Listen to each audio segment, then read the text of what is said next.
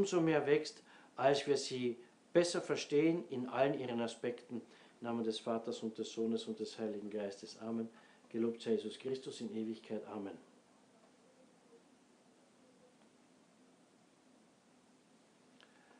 Au nom du Père et du Fils et du Saint-Esprit, ainsi soit-il. Bien chers fidèles, en cette fête des saints innocents, nous avons pris occasion de l'oraison du jour, dans laquelle il est dit que ces jeunes martyrs ont confessé la foi en Jésus-Christ, non pas par la parole, mais par la mort. Magnifique témoignage de ce qui est le baptême du sang. Selon saint Augustin, ceux qui ont eu la grâce de verser leur sang pour Jésus-Christ avant d'avoir été baptisés ont reçu un baptême encore plus glorieux que non celui de la sacramentelle instituée par Jésus-Christ. C'était l'occasion aujourd'hui, bien chers fidèles, de rappeler brièvement les grandes vérités sur le baptême et les appliquer à la situation actuelle de l'Église ou alors de la contre-Église. Et nous avions rappelé rapidement que le baptême est donc un sacrement institué par notre Seigneur Jésus-Christ. Nous avons rappelé la matière, l'eau, mais non seulement l'eau en tant que telle, mais la matière de l'eau en tant que matière prochaine, l'eau qui coule, qui lave, qui doit donc toucher le corps, la peau. Pour être matière valide, béni à la forme, je te baptise au nom du Père et du Fils et du Saint-Esprit. Et aussi nous avons rappelé la réalité du caractère qu'imprime le baptême dans l'âme du baptisé. Et nous avons donné la raison pour laquelle tout cela, dans la théorie et aussi en grande partie dans la pratique, n'est plus respecté et pratiqué par l'Église conciliaire. Vous me direz, mon père, vous exagérez. Je vous dis non. Parce que celui qui a été reconnu comme le grand chef de l'Église conciliaire, d'autres le nomment même pape, c'est-à-dire François Ier, Jorge Bergoglio, à la télévision, devant tout le monde, a procédé de la façon suivante à un soi-disant baptême d'un nouveau-né dans un hôpital. Il s'est fait porter un petit récipient en forme de rein, n'est-ce pas, a trempé la pointe des doigts dans cette eau et de l'eau a simplement comme ça fait tomber quelques gouttes sur le nouveau-né.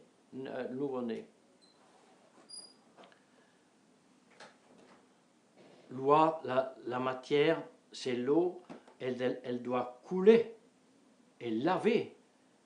C'est l'action matérielle qui est symbole de l'action spirituelle qui ôte la culpe du péché et même, oui, la peine éternelle et pour les adultes même les peines temporelles de tout péché personnel commis, la grandeur, la beauté de ce sacrement.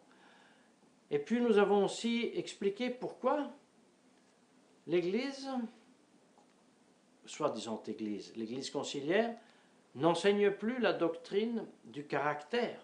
Pourquoi?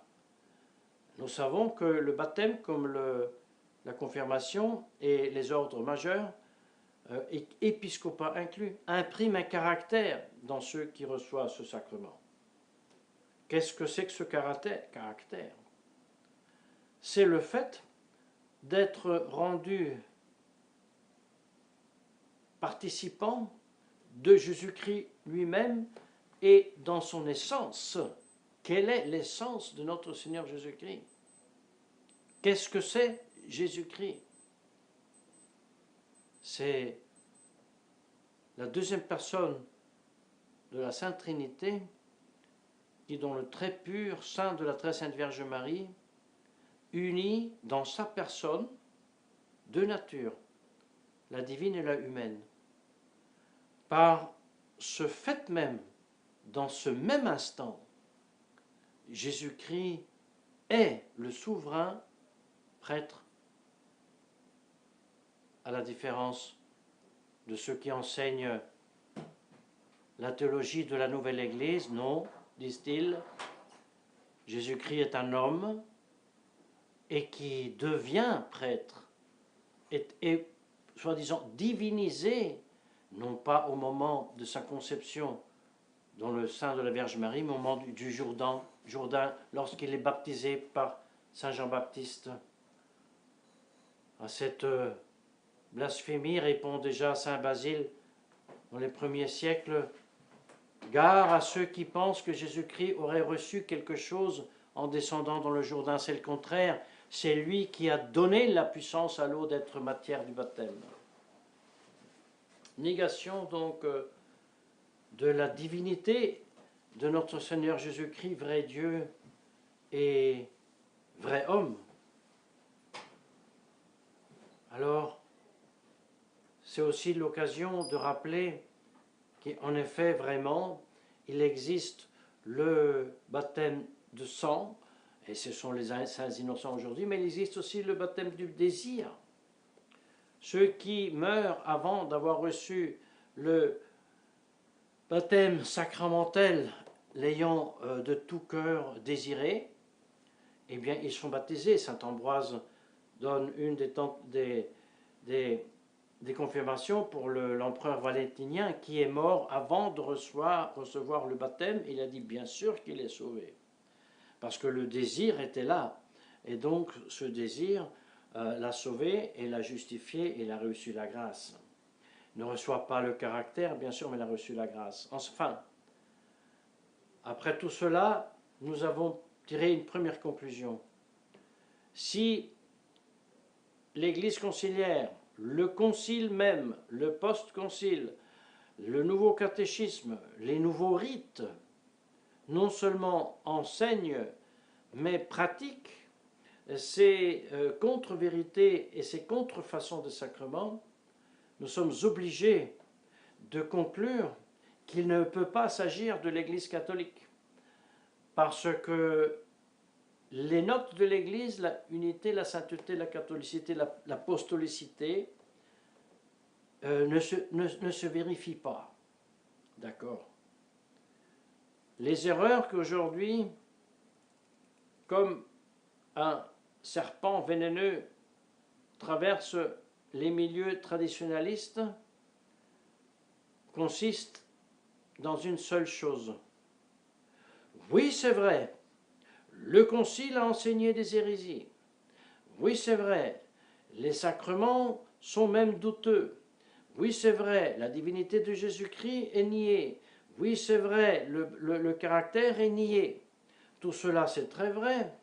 Oui, c'est vrai, c'est une apostasie de déclarer que toutes les religions mènent au salut. C'est une apostasie de recevoir la Pachamama au Vatican. Oui, c'est une apostasie de prier avec toutes les religions à d'Assise. Oui, oui, oui, oui, oui. Mais c'est l'Église quand même. Ce sont des erreurs, mais c'est l'Église quand même.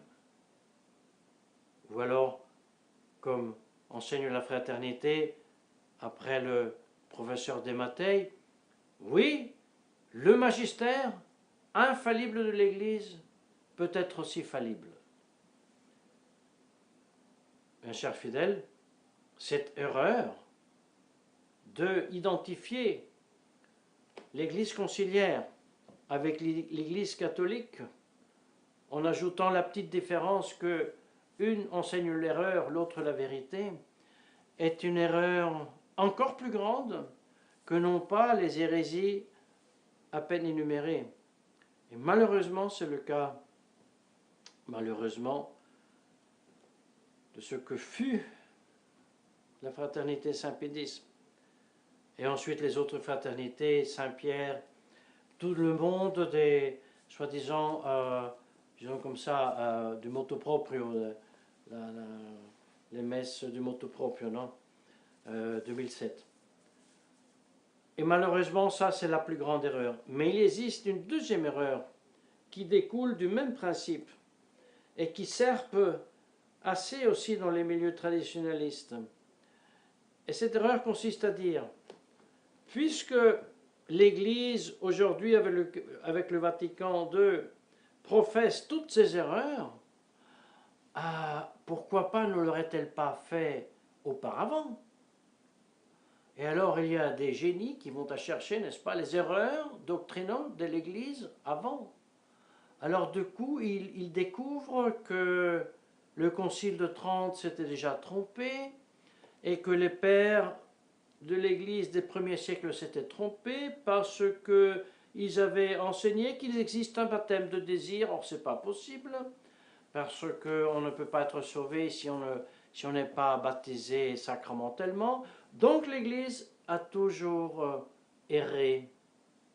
Mais la chose ne finit pas ici, parce que maintenant ils disent, puisque les erreurs de l'Église avec le Concile Vatican II sont beaucoup plus grandes que les erreurs de l'Église auparavant, il faut dire que donc aujourd'hui, il n'y a plus de juridiction, il n'y a plus de puissance donc capable de gouverner une église, d'administrer les sacrements. Donc les prêtres traditionnalistes qui font la messe comme ça dans leur chapelle, tout ça c'est du théâtre, ça n'a pas de fondement juridique. Vous savez quoi? Restez à la maison.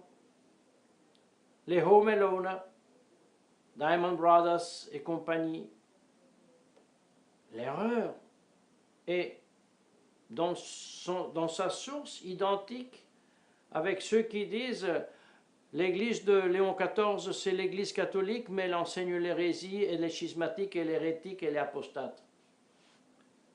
La même chose.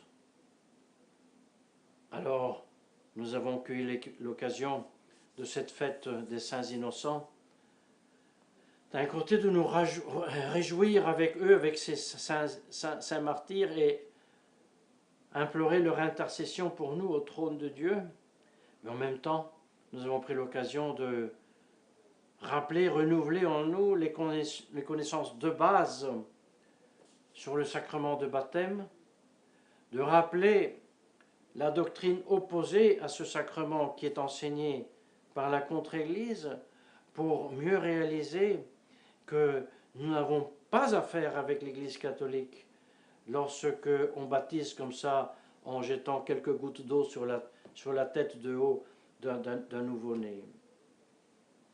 Et quand on nie le caractère imprimé par ces sacrements, et quand on fait de Jésus-Christ un homme qui devient Dieu dans le Jourdain, nous devons nous rappeler, à ce moment-là, nous n'avons absolument plus affaire à l'Église catholique, ça n'a rien à faire avec l'Église catholique.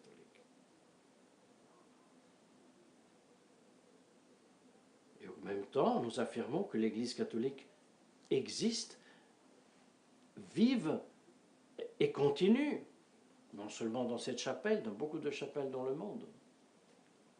Mais gare à ceux qui, pour attirer les gens ou pour je ne sais pas quelle question, se permettent la compromission de dire oui, l'église de Léon XIV, c'est l'église catholique.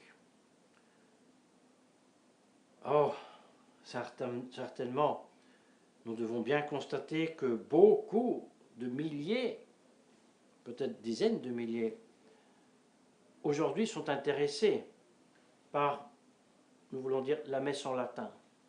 Oui. Et que tous ces gens-là courent là où cette messe en latin est dite par un clergé qui dit oui, Benoît XVI est pape, Léon XIV est pape, c'est compréhensible. C'est compréhensible. Dieu écrit, n'est-ce pas, droit sur les lignes courbes, mais gare à ceux qui ont courbé les lignes. Et nous nous complémentons, nous sommes contents de ce fait. Mais il est aussi vrai que nous devons constater que 1 sur 10 000, quand il reflète, il dit « mais c'est pas possible. Ces gens-là ne peuvent pas dire la messe en latin et enseigner le catéchisme de Saint Pédis et en même temps reconnaître que l'église du Concile, c'est l'église catholique, c'est une contradiction. » Et les voix Et les voilà ensuite, 1 sur 10 000, à remplir nos petites chapelles de prêtres sédévacantistes, comme on dit aujourd'hui. Mais ce n'est pas être sédévacantiste. Il ne s'agit pas d'être sédévacantiste. Il s'agit d'être prêtre qui affirme où est l'Église et où elle n'est pas.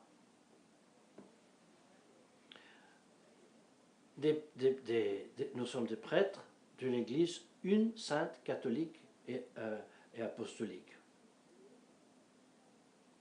Une sainte catholique et apostolique. Unam sanctam catholicam et apostolicam. Et non pas unam sanctam catholicam apostolicam et conciliarem et ecumenicam et pluralisticam. Non. C'est une contradiction dans les termes. Que cette grande fête, bien chers fidèles, veuille être l'occasion de notre sanctification, l'accroissement de la foi en Dieu que nous a donné par l'Église, et une occasion aussi d'approfondir et de renouveler en nous les connaissances du catéchisme, au nom du Père et du Fils et du Saint-Esprit, ainsi soit-il.